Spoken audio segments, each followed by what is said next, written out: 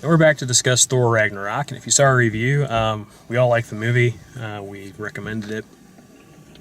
As far as like a spoiler discussion, I don't think I need to dive into the whole, like, where this fits in the whole Marvel Cinematic Universe. I don't really want to go there. I'm more interested in like how this works as its own film. I think, the best part of Thor as a character, both in his standalone movies and in, when he's appeared in the Avengers movies, has been the humor, and it's been, either the who's the strongest of the Avengers kind of jabbing that they do back and forth, or the whole fish out of water concept of Thor not understanding Earth things, which was more of what they kind of leaned on in the first Thor movie. That was kind of the humor style of it. This was much more... this movie on paper, without this director, without this script, would not have worked, because it's all Thor all the time. You don't have a whole lot of other... He's the only, like, through character that you follow all the way into the movie. And so it's a while before he's playing off of the Hulk. It's a while before he's playing off the new Valkyrie character, whose name I've already forgotten. So there's a lot of, like, him being silly with that demon, him being silly with the, everybody that he meets, basically. There's something ridiculous, something silly going on.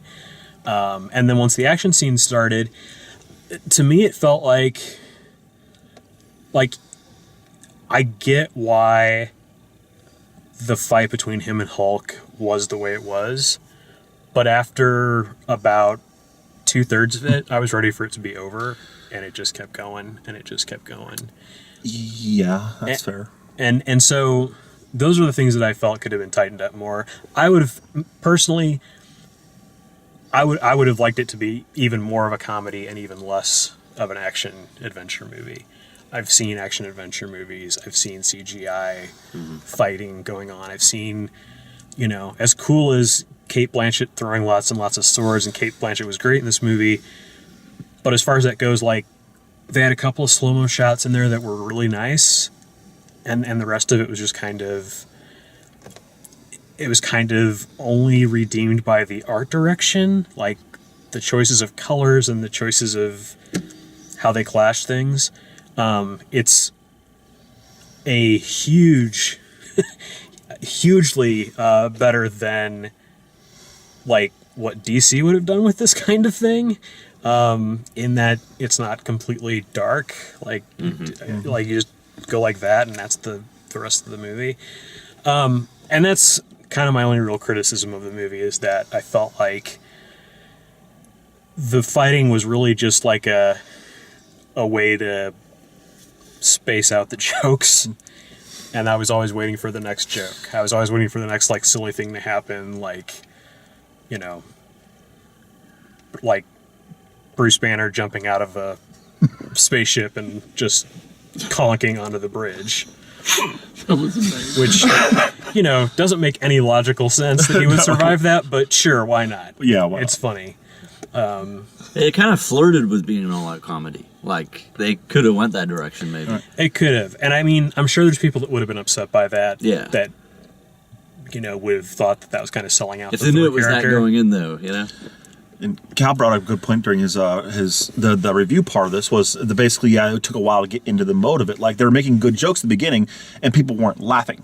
Because people just weren't ready for it. They're kind of, all right, we're still building into this. It's like, oh, right, that's right. Avengers and Doctor Strange all do comedy. They all do a decent amount of comedy in there. And the 80s feel of, sorry, going back to the review, 80s feel all Mark Mothersbaugh a lot of Mark Mothersbaugh on the he did the music. Sure. So I was like, yeah, it's great. I want to hear more of that. But sorry, I don't know where I was going with that. No, I mean it's got great art direction, and Marvel has, I mean, I guess all of the superhero movies, they've taken like these not very well established but somewhat successful indie directors and put them into these big movies. Sure. And Taika Waititi's no exception. I just happen to know his other work and know how funny it is. But there's not, like, it would be hard to, like, convince people or advertise to people, like, you should really watch What We Do in the Shadows before you watch Ragnarok, and you'll appreciate it more. But I didn't recognize the name, but I did love What We Do in the Shadows, and they're working on a sequel to that. this felt so much like that. And the jokes, just like right off the bat, starting with him in the cage. Oh yeah, that was funny. That was just great. And then the spinning on the chain. Mm-hmm. Hang on, wait a minute. Yeah, it just... I'm literally not moving. It's doing this all on its own. They're subtle jokes. They're not like set up punchline. It was just great. Everything was great. That's just his style of humor. The sequel to What We Do in the Shadows is called We're Wolves. WE''RE Wolves.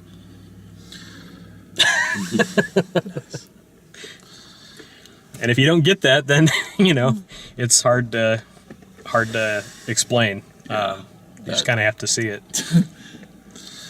Oh my god! You mentioned the Valkyrie character whose name we didn't get. I almost think she was Scrapper 143. 142. 142. But And I don't think they actually named her. I think that's why you don't remember it.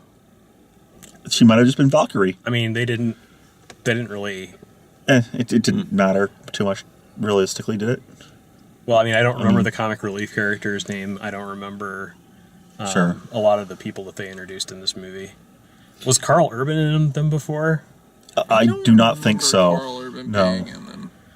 I don't know why people keep trying to make Carl Urban happen. He had a big part in that He's too. okay. Yeah, So there's not a lot of people on Asgard. Apparently. that's another big thing. Yes, you're right. Asgard has never felt as much of a ghost town as it has in this movie. Part of that is because they made Asgard seem a lot bigger in this movie, I think, than they have before. Like in some of the shots, when you just saw like the big pipe organ looking thing, it looked really small. But then there'd be like these like underneath the buildings shots of things going overhead, and they Lots made of it look stuff. like New York City, basically. Yeah, I agree with you. Like, One big crowd. there's like 1,500 people tops that live in Yeah. Asgard. Did we just lose all of our Asgardians from previous films? They all just die? Well, they killed the entire army in like 10 seconds. They did do a lot of that, too, yeah. Like, she just showed up and she won. Wiped them out. Yeah, that's accurate. So, I mean, it's... okay. And Kate Blanchett was great. Took me a while to peg that it was her, just with all the eye makeup and stuff.